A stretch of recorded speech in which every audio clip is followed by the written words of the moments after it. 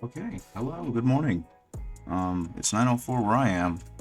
I'm gonna move some things out of the way because these are for a later dealie for a client. But today is going to be a good day. I think today is going to be a good day. I'm gonna start it off with some painting, and then I'm gonna hang out with my wife a little bit. We're gonna hang down to Mishap and get some other things done. And in the meantime, I'm gonna get some stuff done. Oh yeah. So right now, what I am doing, I'm setting up a bunch of flight stands for some Zephyrim, which if you don't play 40k, are flying battle nuns, which is like the coolest idea ever. They're these really neat looking battle nuns with jetpacks and bolter guns and power swords. They're really neat looking. But something I realized is, first of all, I normally don't like these flight stands. I think they're kind of cheap looking, and so I wasn't going to use them. But then I found out that that little hook scoop actually fits perfectly with the backpack underneath the Zephyrim. So I actually am going to go ahead and use this because it provides a decent amount of contact. But to make sure that it's all secure and that it's all good and stable, I went ahead and drilled in a support that I'm eventually going to bend and then snap off at the bottom using my WoW stick. Great little tool, love it to death. Right now, I'm in the process of getting a lot of little things done. I did kind of the same thing for some armatures. I pinned them, and I'm waiting for those to go ahead and dry before I continue basing them. And so now I am just using that same WoW stick to drill out the holes in the barrels of these flying space ladies. Which, I gotta tell you, this is really nice. I used to use a pin vise, which was a hand torque one of these, and it did its job okay, but it was definitely frustrating because it would constantly be off center, and obviously depending on how good the actual drill bits you got were, it really lessened the quality. But if you get a good one of these, good WoW stick, it does the job for you. So this is hands down one of my favorite devices. And got it for Christmas, got it for the winter holiday season, and I've used it a lot since then, because not only is it good for doing this, which seems like, a very small use case, but I also went ahead and used it for like this stuff. So it's got many uses. It's a fantastic tool. And what the heck is going on? Am I still getting disconnected because of the VPN? One moment. I probably should have done this before. We're going to leave that there. And if we see that it keeps scaling down, then we know that there's a problem.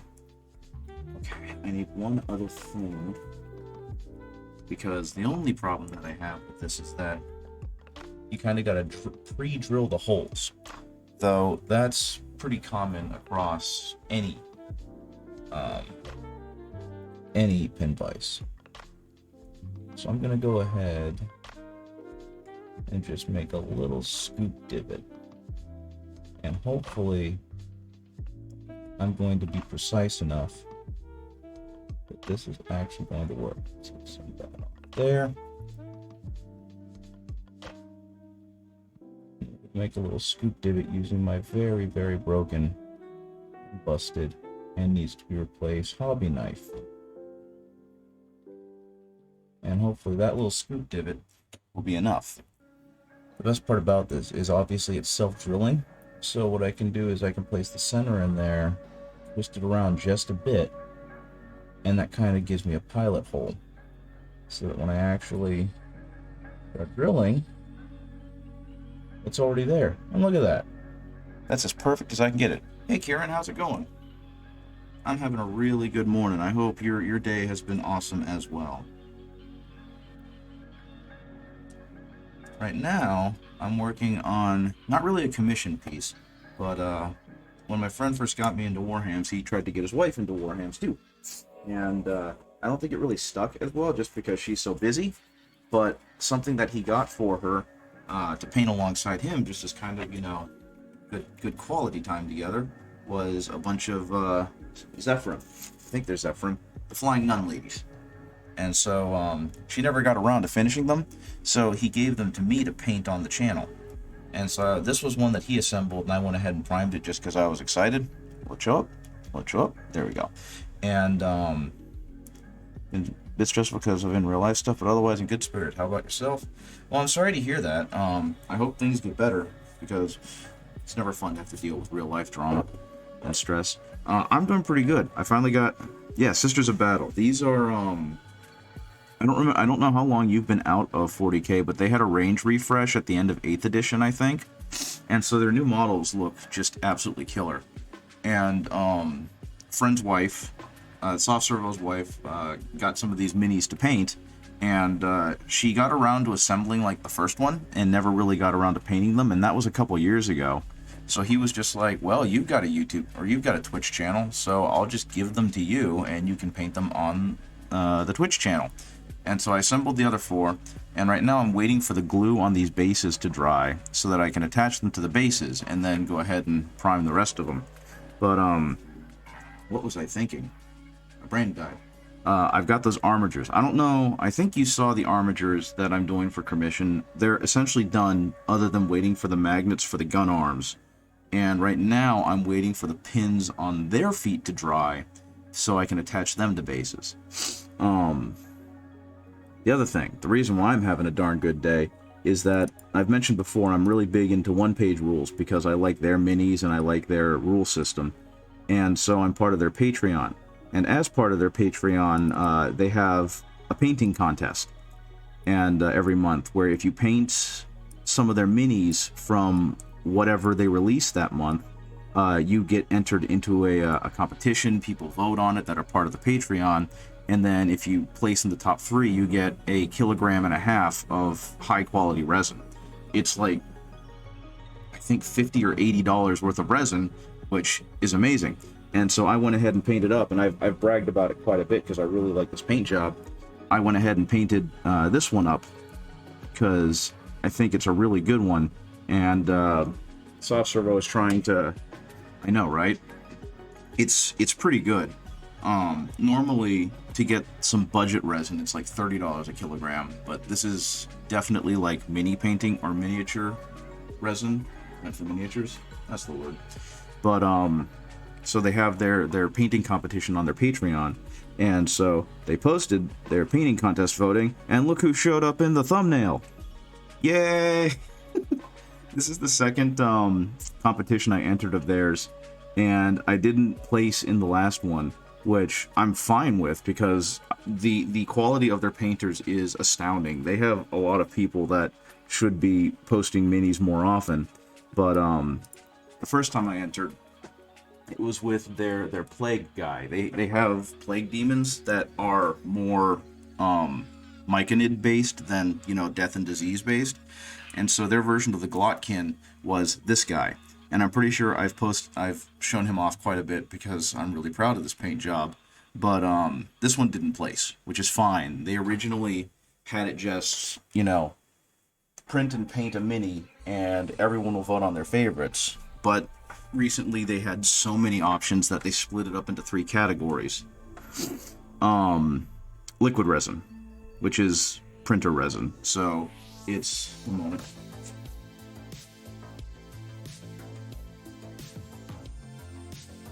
Like, I need to clean this up. This is a bottle of it. Oh, it's dripping. I need to clean this off. This is a bottle of Soraya Tech, which is the brand I like, but it's a liquid resin that is UV activated. Can't use that already. And so that's how I print my stuff. Unfortunately, I forgot to clean this one off, so it dribbled a little bit. So give me a second to clean up my station, because this stuff is really toxic. And the last thing I want to do is die. Well, yeah, they can. It's a specific 3D printer, right? So, they have companies like Anycubic and Elegoo and a couple of other ones. Let me actually... And they're all Chinese-based companies, but they all have that option of, yes, that's what I want. they all have that option of being able to purchase resin printers.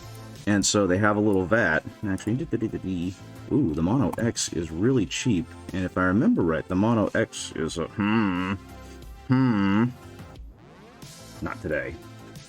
Okay, so the way it works, I don't know if you're too familiar with resin printers, but that vat right there is filled with resin, and then the build plate goes down to, you know, like 50 micrometers of height. And well, I've got a smaller one, and the one thing I'd really like is a bigger build plate. And this one is about 50% bigger than my current build plate. I have, I think, like a 6-point-something inch 2K HD screen, and this one's a 4K, and it's 9 inches. And I'm looking at the prices on them. Like, that's a Mono X 6K, so this is 3 times sharper than my current one. The only thing it doesn't have is a filter. It's got a 9.25 inch screen, so it's over 3 inches bigger. But yeah, you can see like the 6K versus the 4K, and mine's half as good as the 4K. So I know you're really quibbling at that point with details. There's liquid ones as well as ones that use big reels of plastic. Yes, those are FDM printers. I forget what it stands for, but that's what these are on the right side.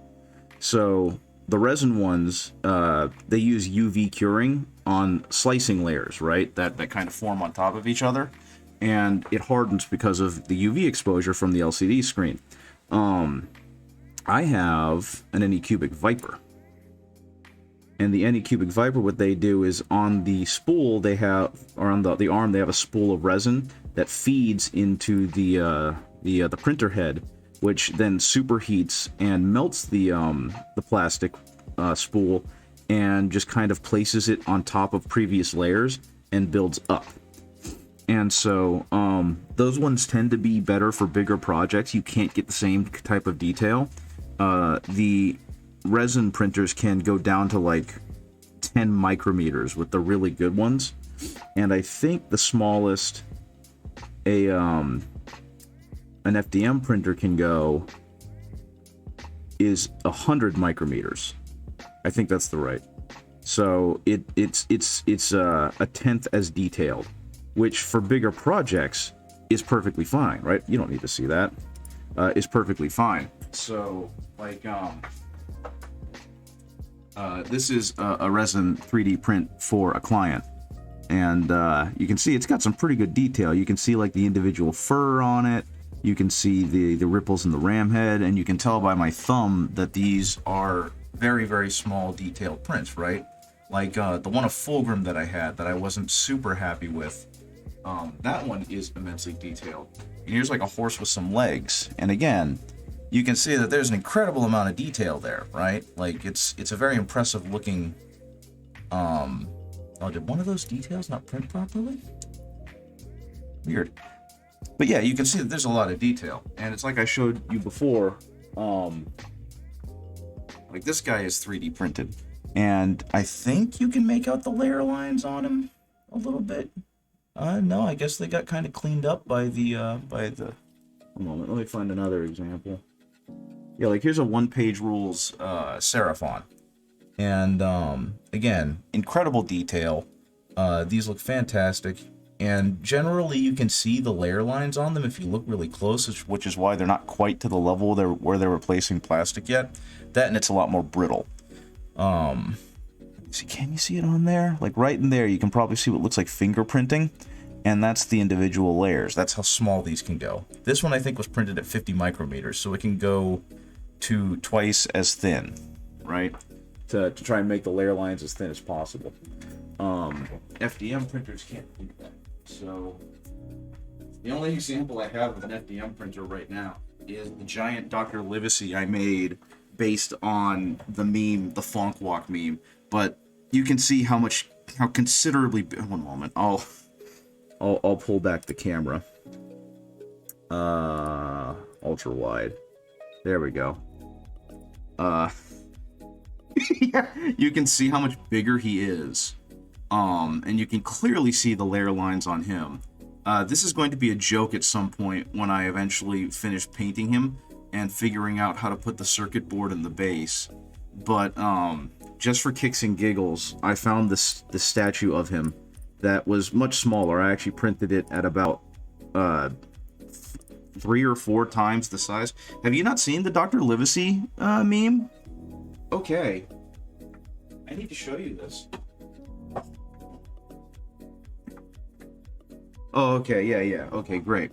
But Soft Servo, the friend who got me into Warhammer, he's also a co-teacher with me at the school we work at, and we teach English, and we try and make it as amusing for the kids as possible because we teach the kids that hate English and hate school in general. So I decided I was going to do this to give them something funny to look at. Yes, from a cartoon decades ago, they got deep fried. That's exactly it. Someone found this old Ukrainian Treasure Island adaptation that, between the bizarre animation and the very dated, everything about it, it was really good and really funny. And then they took a song by a fairly low-key artist and put Dr. Livesey walking into, or because there's an animation reel, or an animation moment of him and the other 2 characters walking into the tavern where they meet Long John Silver, and his strut is just so incredibly self-assured and amazing that it became a meme with that heavy funk song over it. But what was I just thinking? But yeah, so I decided to print one of those out, and Soft Servo, my co-teacher, he also is a music guy who's into electronics and whatnot. So he put together a circuit board that has a button on it that will play both Livesey saying "Rum and Death should be the same to you," and then playing the funk song. So if I ever get it put together, kids will be able to press that button and just have that song blast in the classroom, which I think is hilarious. And they can't get mad at me because it does have to do with English Lit. Okay, so yes, I'm very excited for this. I have no idea how it's going to turn out. Right now, my biggest problem is that the base was just a smidge too thin, and I've got to figure out how to get the circuit board in there so that, I know, right? They actually made a Soviet Treasure Planet, like a sci-fi version of it that came out. Hey, Tobacco, how's it going? They made a Finnish, I think it was. Finnish or Soviet Treasure Planet, like a sci-fi version. And Soft Servo showed that to me. Yeah, Bulgarian Treasure Planet, thank you. And I watched a little bit of it, and I can't get over how cursed it is. And so I'm very scared of it. So, just so you know, I'm getting ready to put these on their flight stands. Yes, those are wires. These are paper clips. And what I did was, I think I've mentioned this before, I've showed it before. I got this drill bit, this new drill thing called a wow stick. And so this is, it comes with like 5 different size drill bits, but they go in the chuck, and then you can do that. Yes, I have, and I love it. And I used to show it to kids when I taught that story, because of just how incredibly eerie and thematic it is. But I didn't realize it was Uzbek. But yeah, so I decided I wanted to make sure this doesn't come off. So I put some paper clip, that's the word, paper clip metal in there, and I'm going to use it as a pin support to make sure these things are stable. And I think all of that is good. I got this one. And I'm gonna do the same, and this is Estonian Sertol, I think it's called, which is Messalis. I have no idea what any of that means. I've never heard any of those words before. I would love to be informed, or I would love to be educated and enlightened when you have a minute. Okay, so those are good. The next thing I think I need to do is go ahead and glue the sisters onto these.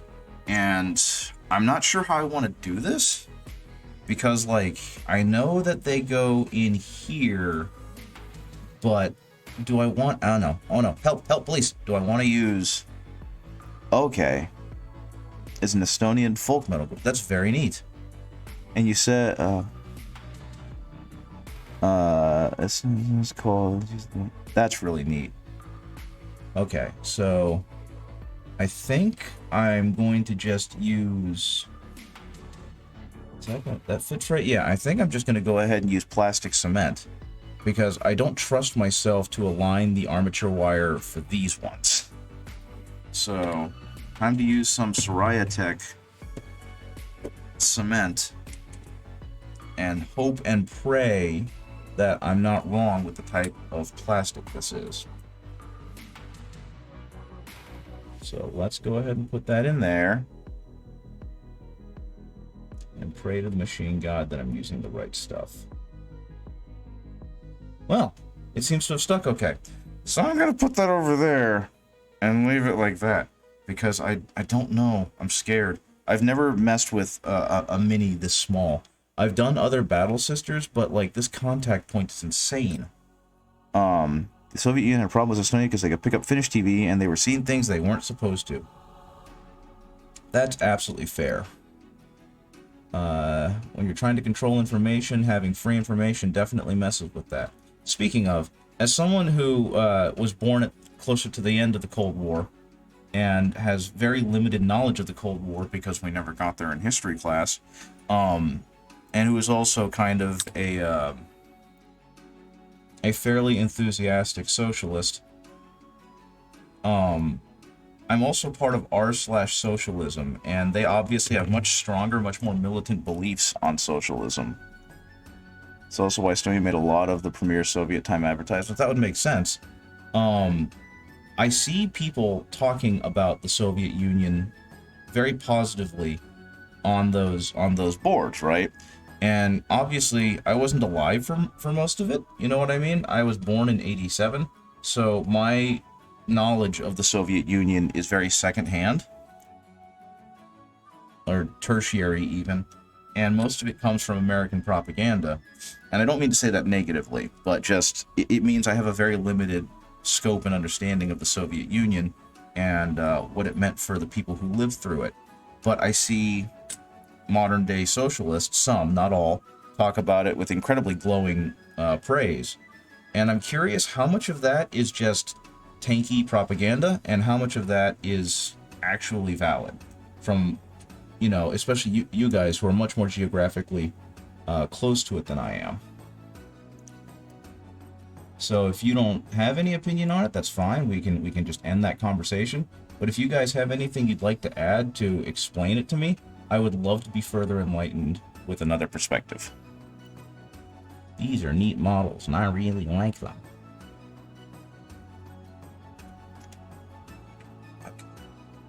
Because, you know, I've heard I'm guessing a lot of it's propaganda. It's largely dependent on where you lived and who you were. That's fair. Yeah, no, I've seen, there are definitely some people on that board that are very much like, no, the Soviet Union was still a dictatorship, and the time the Berlin Wall came down, so I missed the boat. Yeah, so you're around my age. You're probably a little younger from what it sounds like. Come on, get in there. But yeah, that was definitely a thing. There is definitely now a thing. Like, Pripyat was a good place to live, except for the, yeah, the thing, the event, the happening.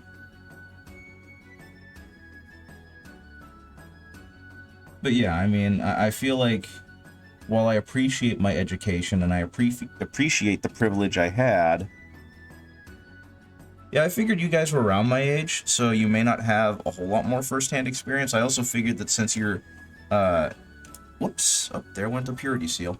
Since you're closer to it, just on a geographic level, your accounts of the events would be a little less, you know, America good, socialism bad, communist bad, we won because we're better, which is a lot of how the American education system pushed it when I was a kid.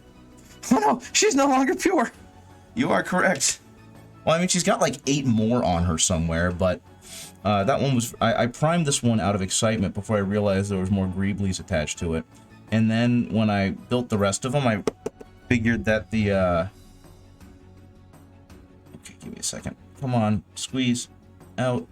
There we go. I figured that the Zephyrim were a better option because they have the chainsaw, or they have the power swords, which, you know, they just look more dynamic.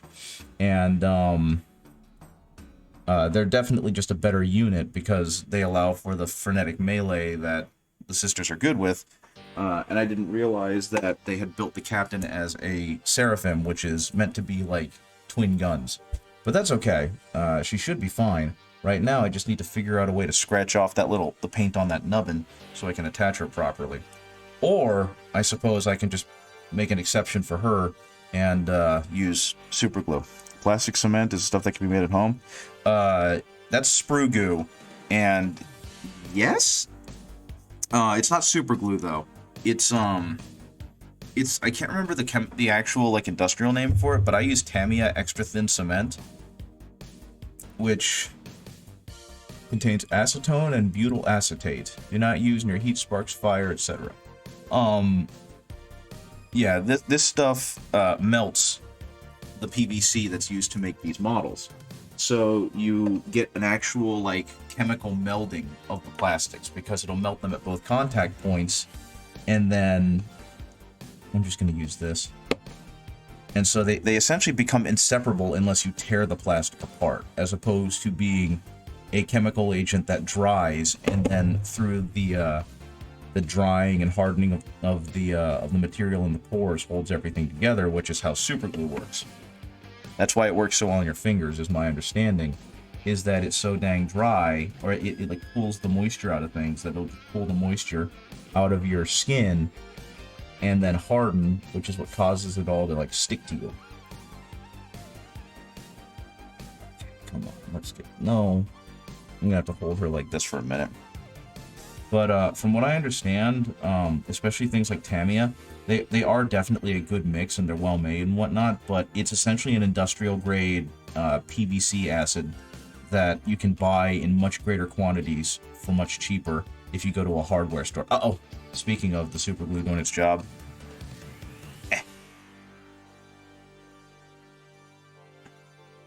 Yeah, and I figured that the Soviet Union in particular had a problem of being a dictatorship, you know what especially with how it did things.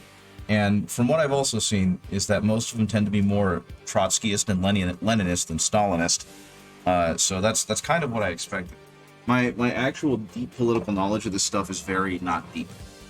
Okay, so those guys are going to go over there because I think I'm ready to move.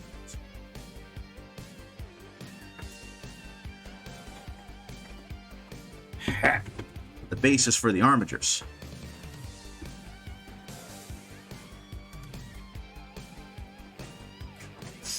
Now, I understand, and they do the same thing for China too, where they are very much pro-China and anti-American with their sentiment because America, has a very biased view of how China does things and tends to criticize China for similar human rights violations that America was already pretty clearly doing. So, I don't know. There's a lot of politics in there that I'm not overly familiar with, and I don't feel like I have the knowledge to comment on. Fair enough. Yeah, like I said, I don't know much about it, and I'm not going to claim to. I tend to keep my mouth quiet with those discussions because it's just something that's way out of my wheelhouse. I don't have the appropriate knowledge. I think in a lot of ways their arguments tend to be, the things that are being criticized for China are things that the West has done. The West has done in much worse scale, and so for them to be so condemning of China's actions is just hypocritical. But it's like, it's still not okay. I'm not condoning what one country does by if I'm criticizing what another country does. But that's beside the point. I'm going to stop talking about politics because it's making me sad. Yeah, whataboutism is never a good argument. I think my favorite argument of all time, the absolute funniest thing I've ever seen regarding politics, back when the iPad first came out. This is not politics, I'm wrong. That is true. When the iPad first came out, or the iPhone or something, a Chinese company was trying to sue the United States, or sue Apple, because they claimed that they patented and came up with the technology behind the screen, and that Apple was copying them and stealing their design ideas by putting the technology from that screen in their tablets, right, or whatever. And this same company had a reputation, a very strong reputation, for just straight stealing designs from other companies like Samsung and Apple. And when the journalist who was interviewing them asked them about that, their only response, well, this is different. They did it to us this time. And I'm hoping that's a mistranslation, but that definitely made me bite my tongue. Like, this time you stole from us. I do love some of the justifications that that have been put out there by China for why they have jurisdiction or right or claim or whatever to different territories that they clearly don't. There was one, I think it was about Taiwan many years ago, where they tried to claim that because it had been colonized by or conquered or whatever by Sun Quan of the Three Kingdoms era, that meant that they had a generational claim to it. I did not line this up very well, but it's gonna have to do. Please help me. Let's see. Can I shift you a little bit? Can I shift you a little bit? I think that's gonna have to do. That's not gonna be good enough. Uh-oh, finger stuck. So I thought I lined this up a little better, but the feet are not going down into the depressions made by the original owner, as well as I hope they would. How can I fix this? Because they're hitting on different rocks. I mean, it happens. This is a little unfortunate, but I think I can make this work. Because what I'm going to do is I'm going to glue the crap out of these down here. Because I believe both of these are going to be below. Yeah, both of these are going to be below the actual bottom of the base. And the parts where it did hit, I put enough glue on from Games Workshop and some car paint primers I hope will work. Become more humane. Yeah, that is true. From what I understand, if I remember right, the primer you were going to use, Halfords, is like recognized as one of the good primers to use for painting because it's cheap, it's thin, it's durable, it covers well. So Halfords should be great. Depending on who you talk to, you'll have different opinions on what primer you should start with.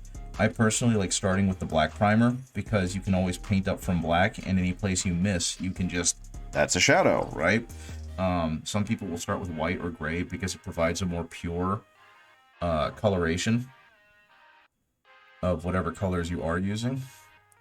Okay, that giant bush is in the way, but I think this will work. Those made nice white dots. So I'm excited for you to start your journey. I actually, just to kind of get a gauge on different paint qualities, because my store is thinking about getting some higher quality paints. I watched Zumikito Miniatures video on like the 7. That is true. Yeah, if your paints are for what, the paints or the primers? Because I'll be honest with you, Kieran, I straight up still use black primer for painting Imperial Fists.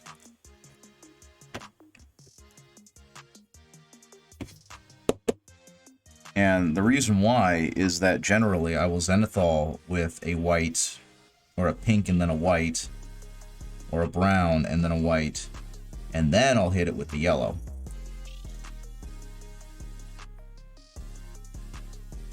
But I was watching Zumikito's video, who is a very skilled painter, and he used a whole bunch. He used Army Painter, he used Pro Acryl, he used Scale 75, he used Citadel, Vallejo, and the general conclusion he came up with, which kind of sucks for Army Painter, is that Army Painter is by far the worst, and the one that you'll struggle with the most, but it's still perfectly fine.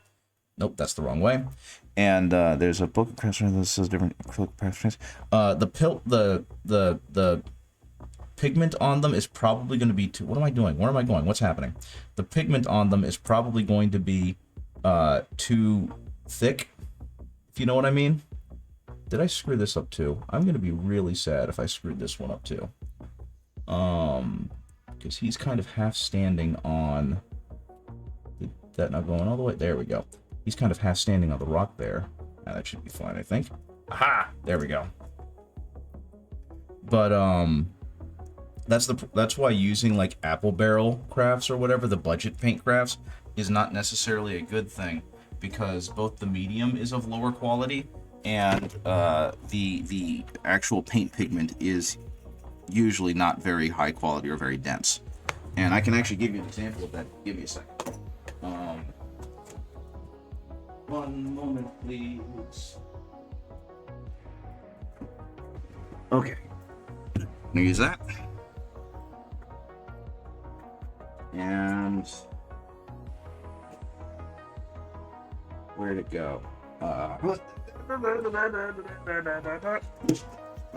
Where'd it go?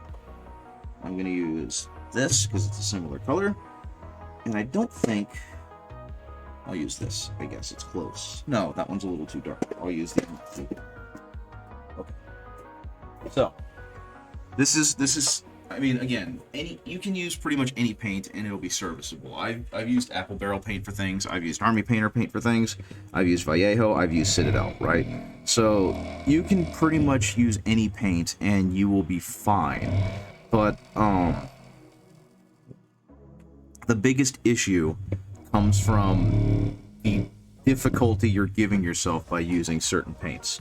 Let me find a quick screen grab to really illustrate this point.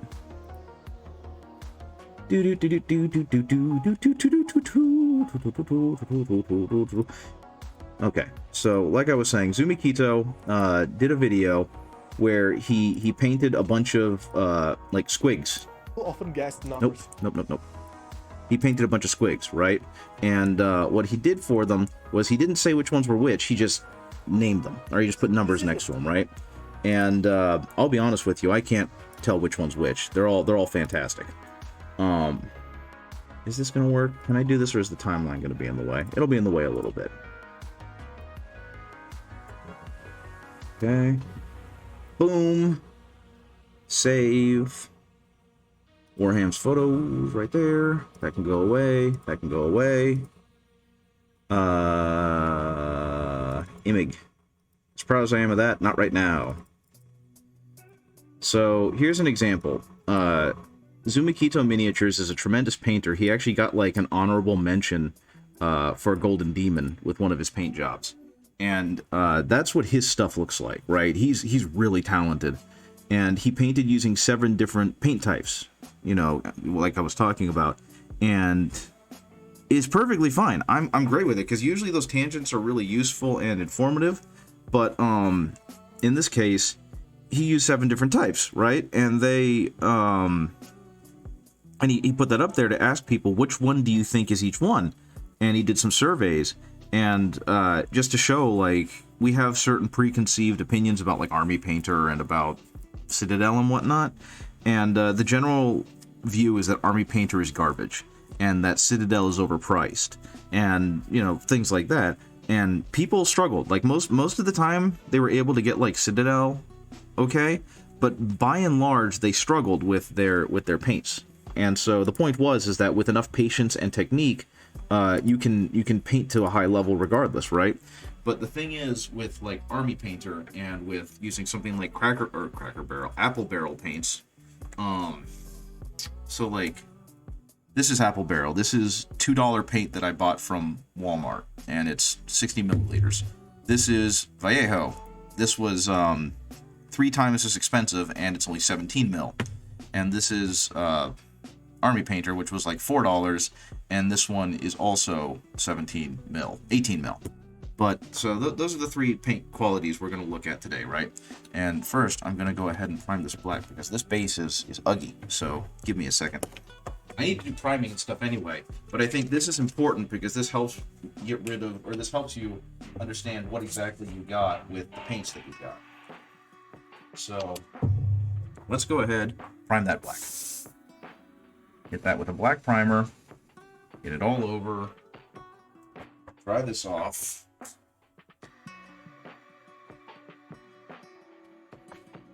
Dry off more, please.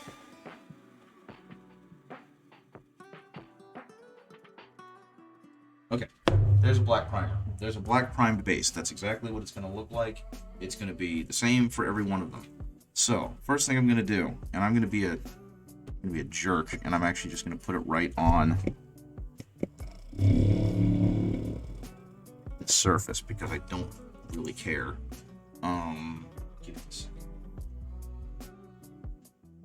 And to be completely honest, okay, see you in a minute. To be completely honest, Tobacco, I'm waiting for these things to dry and cure before I start doing anything with them, so I do have time to kill. And so filling it with useful content instead of me asking about the status of tankies supporting Soviet Russia and Communist China, probably better use of my time. Okay, so that's gonna be that. I obviously use too much, but I don't care. This one is going to be Leather Brown from Army Painter.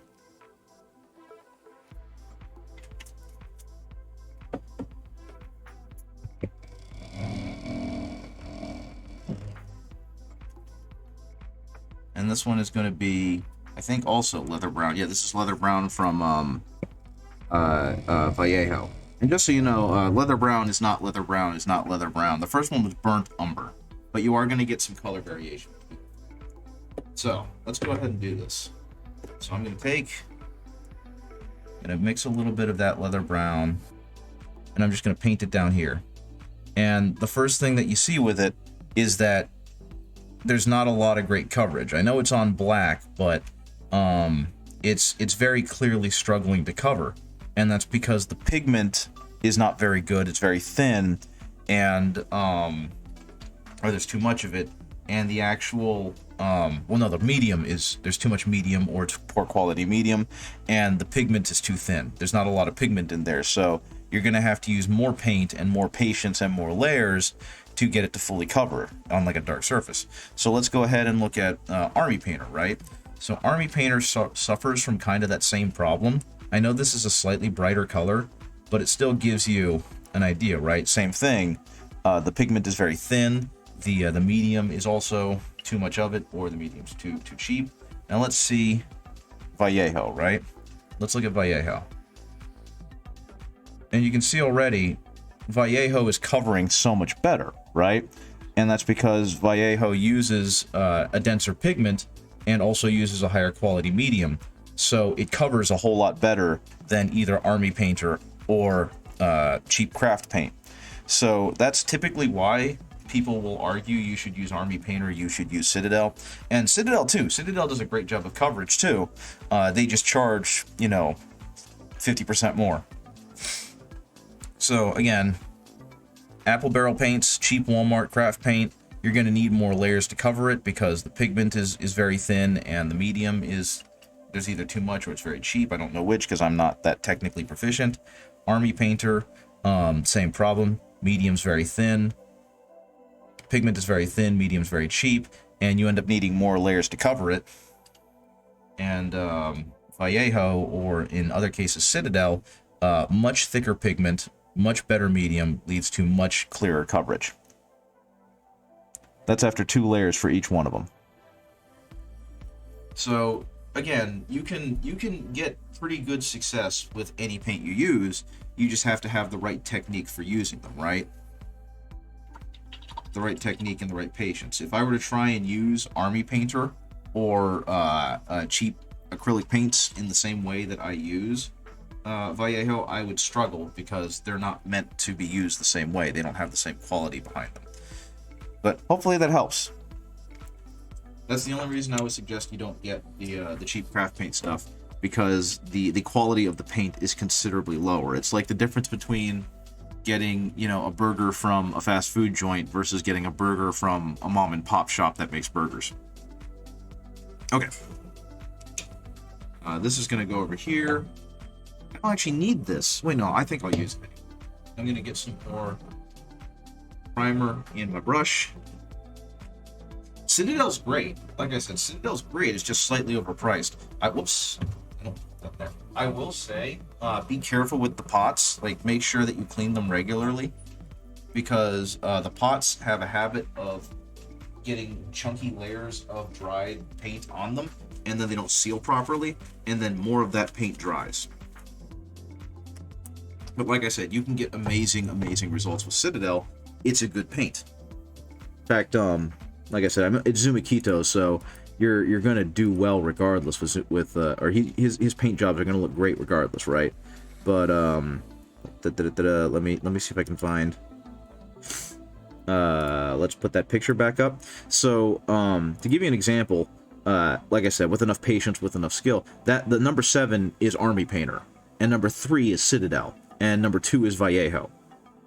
So, like I said, if you work really hard and you're patient with your painting, it's going to be fine regardless. Just don't go in expecting to be able to use all the paints the same way, you know? Okay. Yeah. But yeah, Citadel's great. I don't want to ever slam Citadel other than that their paints are expensive. Because I think a Citadel pot is like $5 to $6. And if not more, possibly $8 to $10, depending on which one you're getting. Citadel pots with that classic pentagonal shape. Get some agitator balls for that, and some medium, and then get a paint shaker. And I guarantee you that stuff will be useful again. Like I've said before, I have a vortex mixer, and I love the vortex mixer. I don't know if you guys can actually hear it rumbling in the background. Let me unplug it. This is a vortex mixer I got, and it's supposed to be used for like nail polish and science experiments or sciencey stuff. But you put the paint in the nipple, and there's a little agitator that spins it around really quickly, and that does a great job of shaking up the paint. I've watched it turn heavily separated pigment paint back into a nice, smooth, creamy mix in a matter of seconds. So the fact that you have those old Citadel pots just makes me happy, because I've never seen one in person before. They stopped using those a long time ago, right? And so my only experience with Citadel has been with their current pots that I hate. So I'm just going to go ahead and airbrush prime these lovely ladies and hope that I did a good enough job putting them together.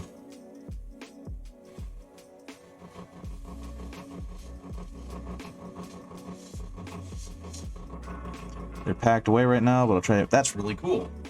I've seen them in videos and whatnot. So, like, I know, what's his name? Midwinter Minis has them, and he loves them. And he's also bought, there's another company right now, I forget what their name is, but he's bought approximations and repros from them, because they apparently have the mixtures for all of the original colors, but obviously they have to rename them. And so it is really neat, and I do think those pots are considerably better than their current ones. I kind of miss the days of horrifically oversaturated paint schemes, and I'm happy I'm not the only one. My buddy Soft Servo, I talk about him a lot because he's the one who got me into 40K. He really loves the classic 2nd edition Marine look, especially with like the Ultramarines paint scheme and whatnot. So he's taken it upon himself that when he makes his Ultramarines armory, they're not going to have gold metallic trim. They're going to be bright yellow trim, bright blue body, and goblin green bases, because he wants that old school look.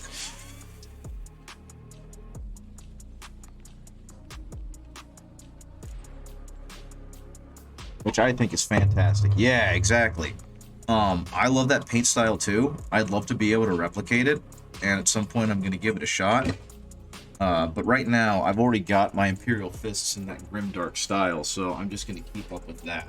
I think one of these days, though, I'm going to have a unit of, like, 2nd edition Imperial Fist, just Tactical Squad, and I'm going to paint them so bright it's going to hurt people's eyes. There we go. I knew I wasn't out. I saw one paint job of someone made a 2nd edition Imperial Fists, and the gradients they were able to get from their smooth blending, it made it look like a Lisa Frank poster. It was very impressive.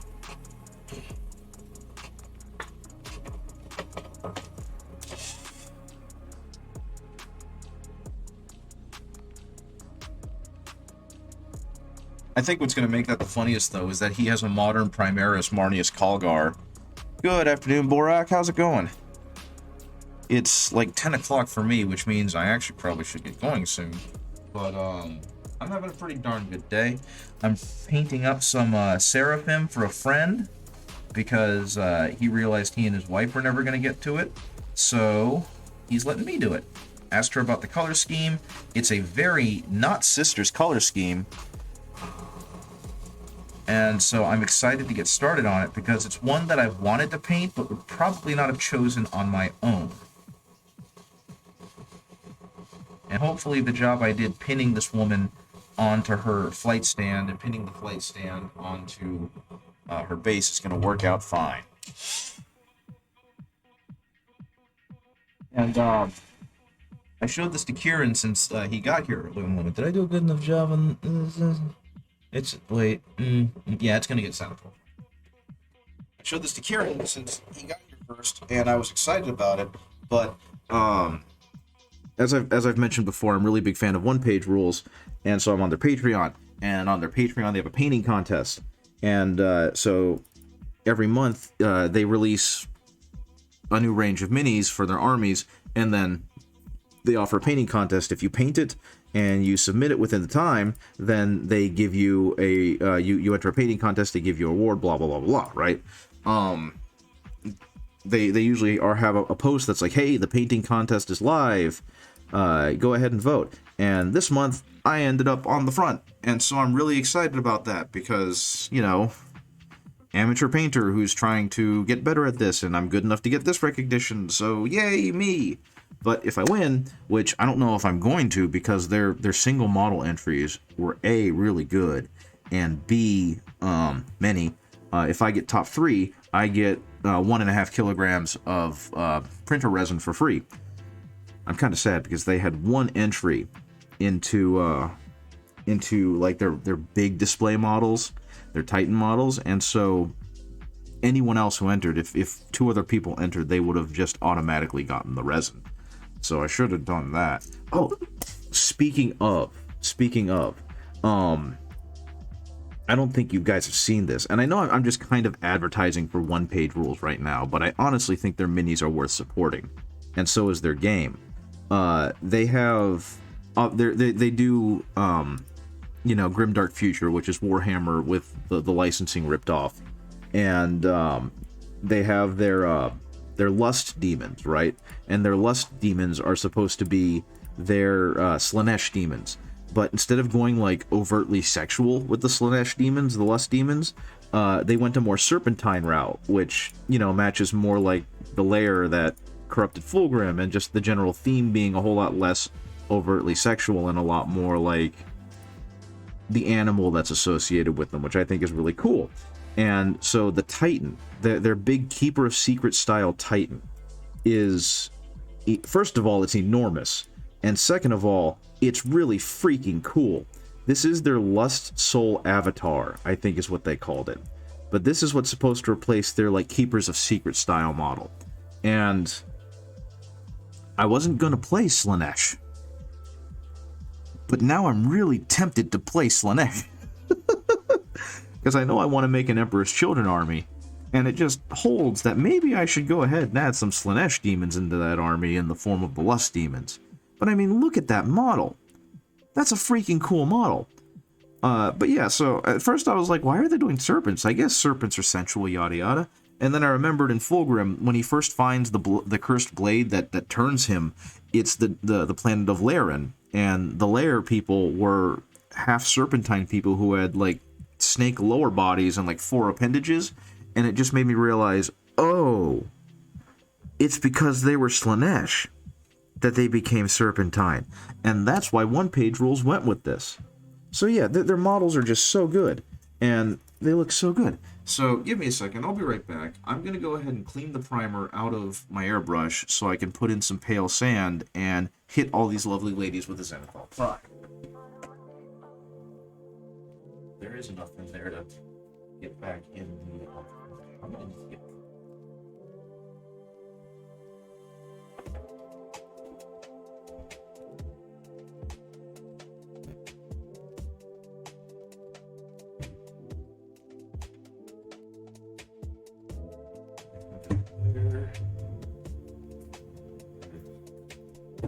no wife is up.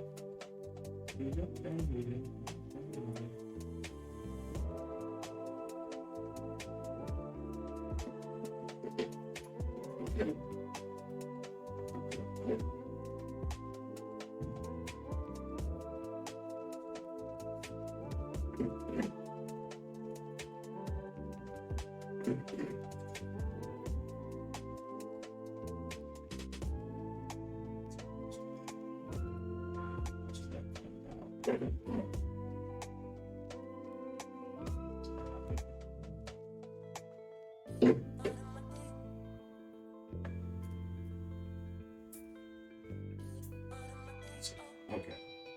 so that's cleaned out.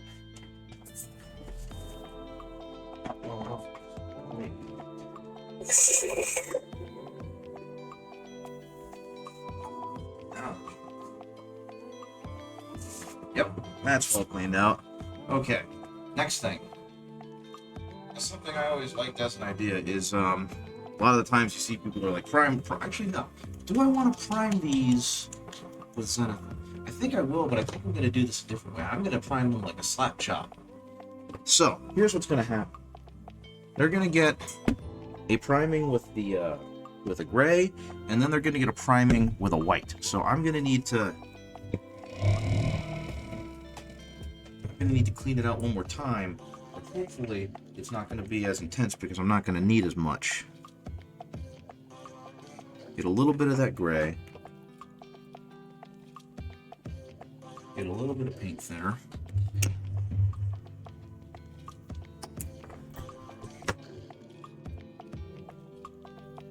Thin that paint, as is tradition.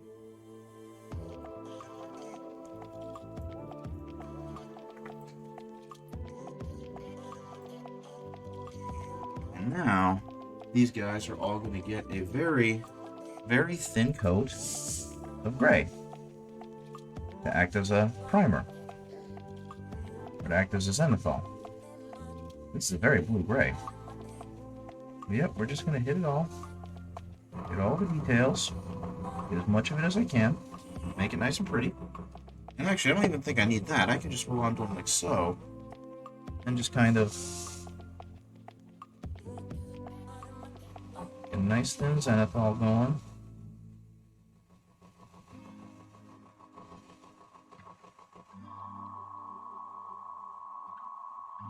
If any of you guys out there are thinking of getting an airbrush, but you're like, I don't know if I should, this is your sign. Get an airbrush. This just makes priming and painting so much easier. So I strongly recommend, if you're on the fence about it, get an airbrush. And if you're worried about, like, where am I going to put it? How am I going to store it? I've got some news for you. It's not the greatest airbrush in the world, but it's immensely storable. And it's very tiny, and it's very affordable. There's a company called Youfu, I believe. They're a Chinese manufacturer, and they have an airbrush that is a tankless airbrush with a tankless compressor that can fit in your pocket. And it's like $60, and they claim it's 31 psi, and they are dirty liars. At the very most, the psi on there might be 15 to 20, but it is very much not 30 psi. But I will swear up and down that as a beginner brush, it's really good.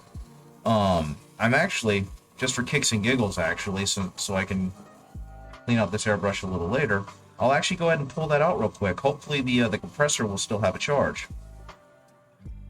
But yeah, get an airbrush. They're really good. So that's just the upkeep and maintenance. Understand, it can't be frustrating.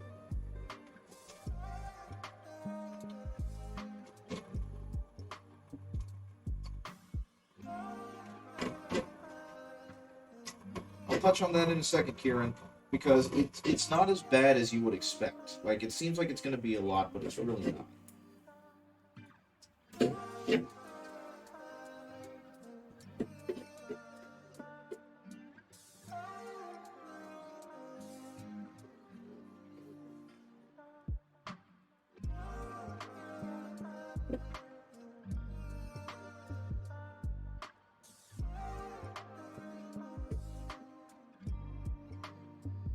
Give me a second, I'm cleaning my airbrush. I'll be right back when I clean my airbrush.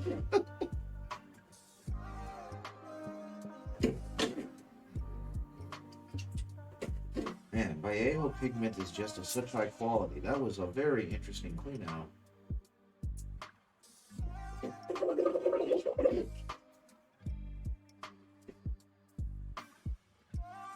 Okay, so I'm going to be done with Vallejo temporarily because I want to show you guys this.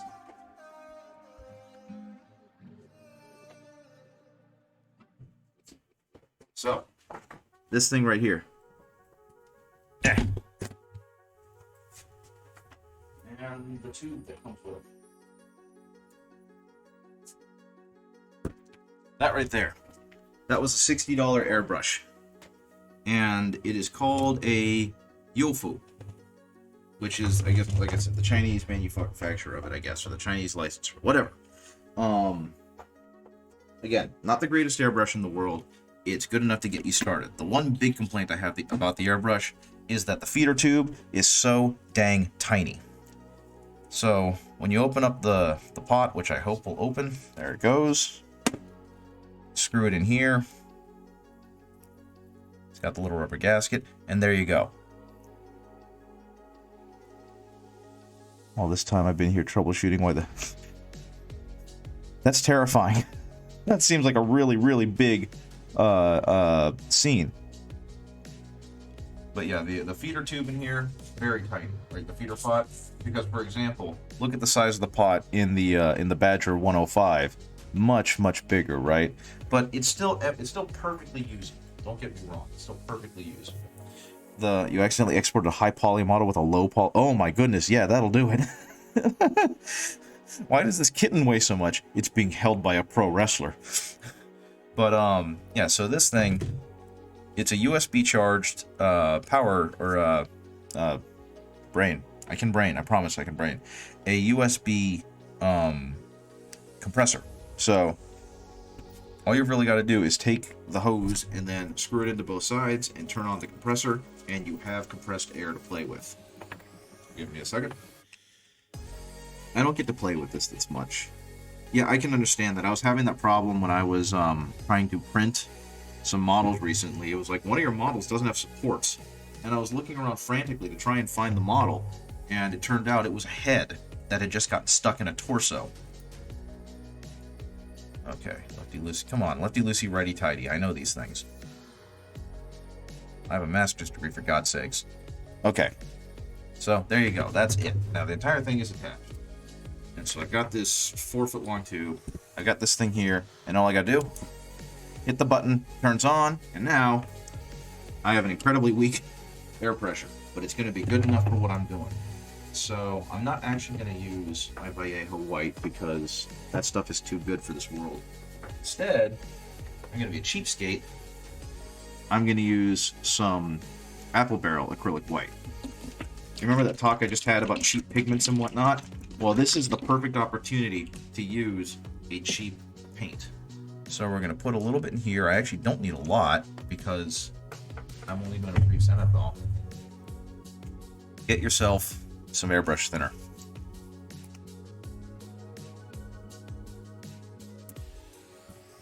Get there. Gonna mix it up real nice. You usually want almost a 1-to-1 ratio. By the time you're done mixing it, it should look like thin milk. If you've got thin milk, you've done a good job. If you really want to make sure your brush don't clog, get some flow improver. Get a drop or two in there. It's a slow drying agent. It'll prevent, it'll not prevent, but it will slow down the paint drying on the needle, which will make life a whole lot easier. So I'm going to go ahead and use that. That off real quick. Let's give it a test because I don't want to look too foolish. There it goes. You can see it's doing an okay job. Not a great job, but an okay job. And you know what? For this job, all I need is okay. So we're going to go ahead and just hit the top of the model. Oh, this is actually perfect for this because it's a very light, gentle breeze, which is what I want if I'm just trying to zenithal prime the gal, my bad, with a slightly lighter color over the gray color. So this is exactly what I need. Not looking for anything too bright. Whoops. Just looking to make it slightly brighter on the spots where the light's going to hit it. And I don't think you can hear it because this mic is so good at muting outside noise, but I've got the little air compressor, the wireless one, cordless one, whatever, just kind of down here whirring along. So there we go. There's another one. And you can see it did the job pretty okay. So like I said, you don't need an expensive airbrush if you want to get into airbrushing. Midwinter Minis uses one that has a little blue square compressor, and that's all he's ever used, and from what it sounds like, it's pretty okay. I wouldn't recommend doing an entire army like this, but just getting a couple models done, you know, a session, this is going to be more than enough. Now, if only my fingers work properly. There we go. Substantially brighter, look a whole lot better. Same thing on this one.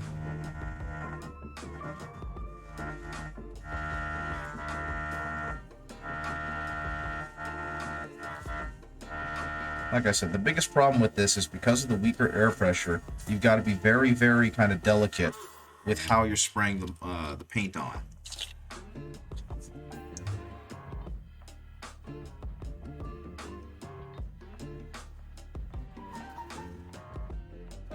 Because if you try and put it on too thickly, it is going to puddle, it is going to pool, and it's going to make your ladies look a whole lot worse, your models. But I mean, look at that. $60 airbrush. Okay, that being said, going to go ahead and clean this off. Make it even easier, I'm going to stick the compressor in my pocket.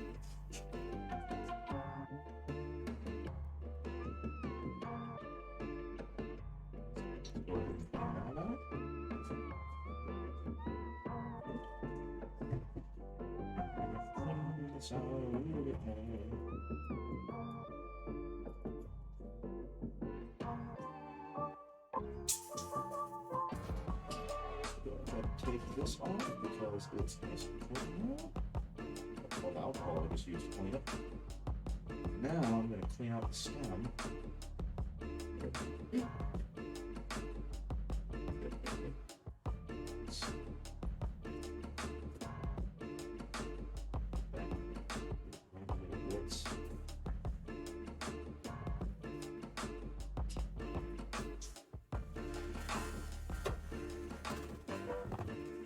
It seems to have jammed, which is exactly what we didn't want. Well, that does make sense because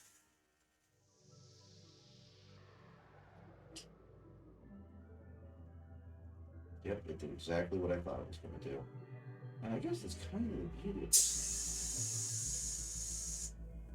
it. Oh, that's why that's doing that now. Okay. Very cool. So that needs that to create the air pressure. And I need to unscrew this. Unscrew that a little bit. Pull that back out. There we go. That is a whole lot less bad than I thought that was going to be. Okay, I'll put this back on here. The other good news is that even a airbrush this cheap is going to come with an airbrush cleaning kit. And once you kind of get used to how your airbrush looks and functions, cleaning it is definitely not as bad as it seems. Now again, the biggest problem, since this is a budget airbrush, fiddling with it is a little more difficult. I think, since I haven't seen one, I should probably make a video on airbrush maintenance for the UFO, since it is a good little model. It's just, unfortunately, a little bit kitschy because of it. Are you really actual? Yeah, you are. Oh my goodness. I did not realize how thin the nozzle was on this. That definitely explains a lot. Okay. I learned something new.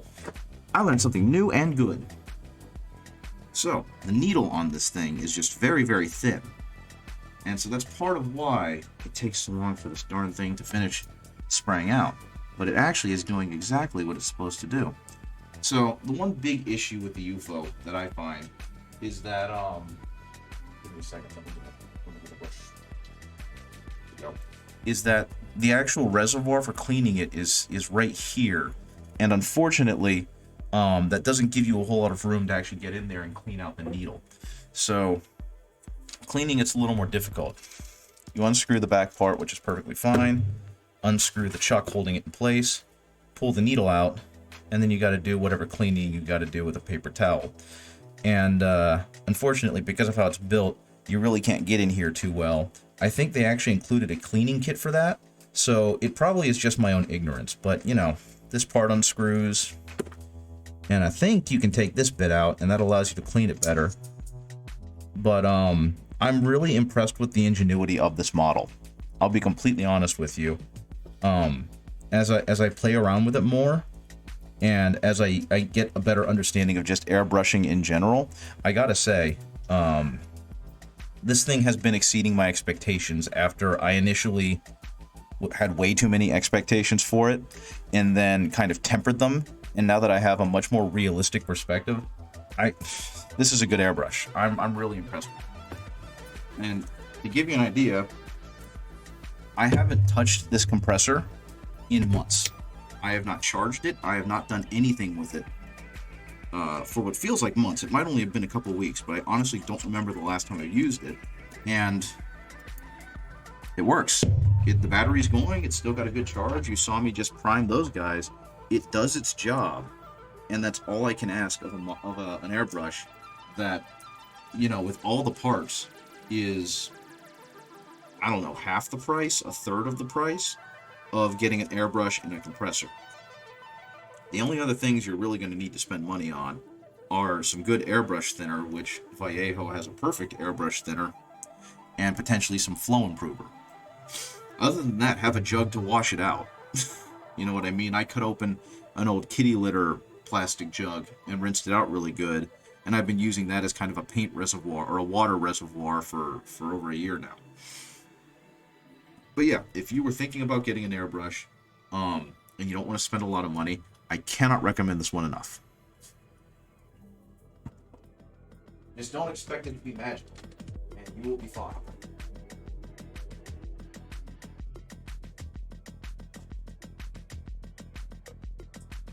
I'm putting that back.